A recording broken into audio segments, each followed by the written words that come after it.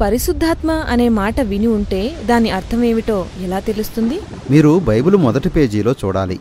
సృష్టికి ముందంతా అంధకారం, అలజడి నిండి ఉంది.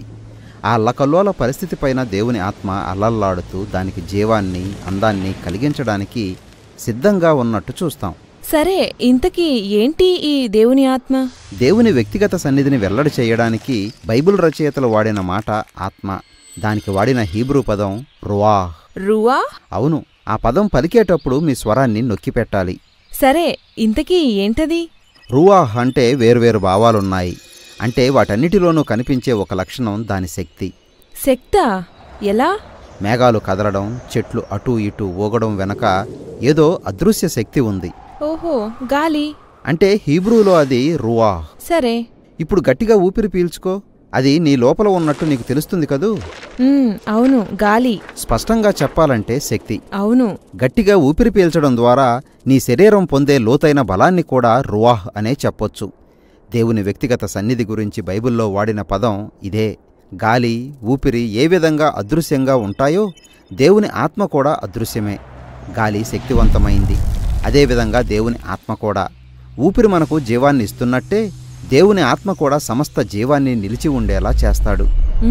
అవును, రువాహ్. మనం దీని గురించి బైబిల్లో చూస్తే దేవుని రువాహ్ ప్రత్యేకమైన పనుల కోసం కొందరిని బలోపేతం చేసినట్టు చూస్తాం. బైబిల్లో అది మొదట యోసేపు విషయంలో జరిగింది. దేవుని ఆత్మ కలలను, వాటి అర్థాలను చెప్పడానికి అతనికి శక్తినిచ్చాడు. బెసలేలు అనే కళాకారుని విషయంలో కూడా ఇదే జరిగింది. దేవుని ఆత్మ అతన్ని జ్ఞానంతో, అనేక నైపుణ్యాలతో నింపి ప్రత్యక్ష గుడారంలో వస్తువులు అందంగా చేయడానికి గొప్ప సృజనాత్మకతనిచ్చాడు. దేవుని రువాహ్ ప్రవక్తలనే కొందరిని బలోపేతం చేయడం చూస్తాం. వారు చరిత్రలో జరుగుతున్నదాన్ని దేవుని దృష్టిలో చూడగలిగారు. అవును, చక్కగా చెప్పావు. ప్రవక్త చూసిన ఒక సమస్య వివరించాలంటే దేవుని రువాహ్ నిజానికి ఒక మంచి లోకాన్ని సృష్టించాడు. కానీ మానవులు దీనిని దుర్మార్గంతో నింపేశారు. తమ అన్యాయంతో దానిని అల్లకల్లోలం చేసేశారు. ఒక కొత్త రకమైన క్రమరాహిత్యం. ఆత్మ ఆదికాండం 1లో వచ్చినట్టే వస్తాడు గాని ఇప్పుడు మాత్రం మానవుని హృదయాన్ని మార్చి ప్రజలు యథార్థంగా దేవుణ్ణి, ఇతరుల్ని ప్రేమించేలా బలపరుస్తాడు అని చెప్పాడు. ఈ ఆత్మకార్యం ఎలా జరుగుతుంది? చాలా శతాబ్దాలు గడిచిపోయాక యేసు అనే వ్యక్తి ఈ లోకానికి వచ్చాడు. ఆయన తన పరిచర్య ప్రారంభించకముందే యోర్దాను నదిలో బాప్తిస్మం పొందుతూ ఉండగా ఒక అందమైన దృశ్యం కనిపించింది. అవును, ఆకాశం తెరుచుకుని దేవుని ఆత్మ పావురంలాగా దిగివచ్చి ఆయనపై వాలింది. తన నూతన సృష్టిని ప్రారంభించడానికి దేవుని ఆత్మ యేసును బలపరిచాడన్నమాట. ఆయన ప్రజల్ని స్వస్థపరచడంలో, వారి పాపాలను క్షమించడంలో దాన్ని చూడగలం. ఎక్కడైతే ఒకప్పుడు మరణం ఉందో అక్కడ ఆయన జీవాన్ని సృష్టించాడు. ఇప్పుడు ఇశ్రాయేలు మతనాయకులు యేసుని వ్యతిరేకించి తర్వాత ఆయన్ని చంపించారు. ఇక్కడ కూడా దేవుని ఆత్మ పనిచేస్తూనే ఉన్నాడు. యేసు మరణం నుండి తిరిగి లేవడం చూసిన ఆయన మొదటి శిష్యులు యేసుని తిరిగి లేపింది శక్తివంతమైన దేవుని ఆత్మే అని ప్రకటించారు. ఇదే నూతన సృష్టికి ఆరంభం.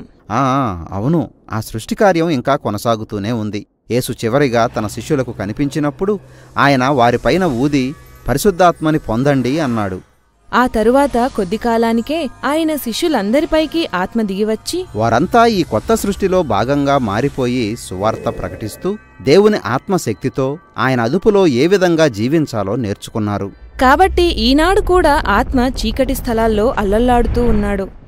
అంధకారంలో ఉన్న ప్రజలకు యేసును చూపిస్తూ వారిని నూతనపరచి దేవుణ్ణి, మానవుల్ని ప్రేమించేలా వారిని బలపరుస్తూ ఉన్నాడు. ఆత్మ తన ఈ గొప్ప కార్యాన్ని సంపూర్తి చేస్తాడనేదే క్రైస్తవ నిరీక్షణ.